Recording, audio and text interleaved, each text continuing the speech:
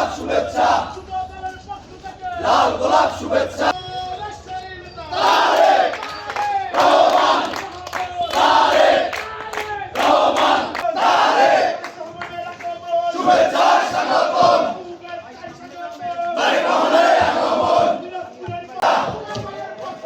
লাল গোলাপ শুভেচ্ছা, লাল গোলাপ শুভেচ্ছা। আজকের এই দিনে